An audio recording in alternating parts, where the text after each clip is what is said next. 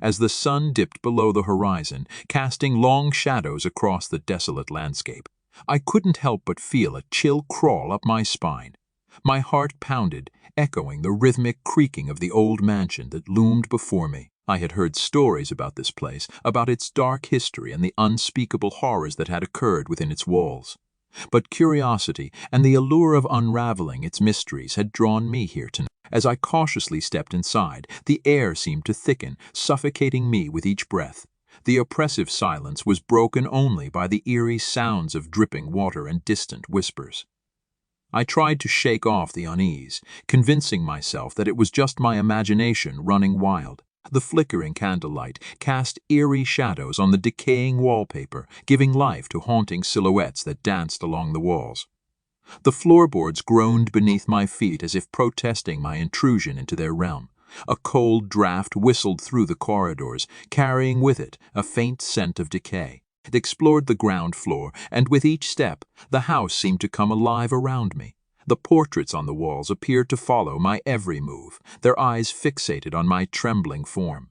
I heard the faint laughter of children, but when I turned to find the source, the halls were empty, leaving me in a sea of chilling uncertainty. As I ascended the creaking staircase to the upper floors, the oppressive atmosphere intensified. A sense of malevolence lingered, as though the house itself resented my intrusion. My flashlight flickered, and I found myself in total darkness for a moment before it sputtered back to life, as if taunting me. In one of the bedrooms I found an old, tattered diary. Its pages told the harrowing tale of a family that had once inhabited this house, consumed by madness and despair. The writer spoke of a malevolent presence, growing stronger with each passing day, driving them to commit unspeakable acts. The entries grew more disturbing with every turn of the page, and I couldn't help but feel the weight of the house's history pressing down on me. The walls seemed to close in, and I stumbled back in horror as an unseen force brushed against my shoulder. Shaking, I decided to leave, but the house had other plans.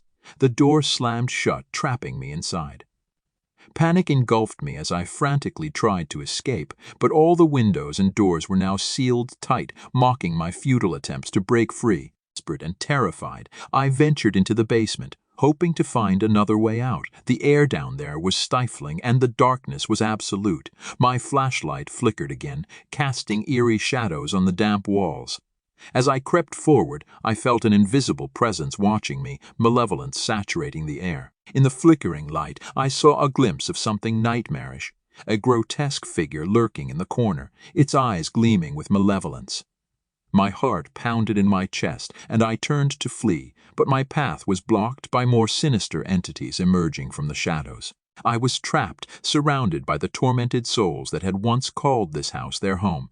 Their anguished moans and spectral whispers echoed through the dark abyss, haunting me to my very core. Each step I took, they drew closer, their ethereal fingers reaching for me, desperate for release from their eternal suffering. Time seemed to lose all meaning as I found myself trapped in an otherworldly nightmare.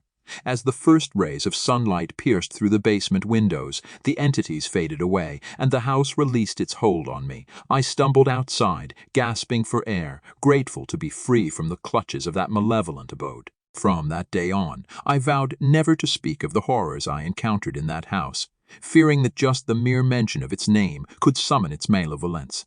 But the memories of that fateful night still haunt my dreams, a reminder that some places are best left undisturbed and that there are terrors in this world beyond our understanding.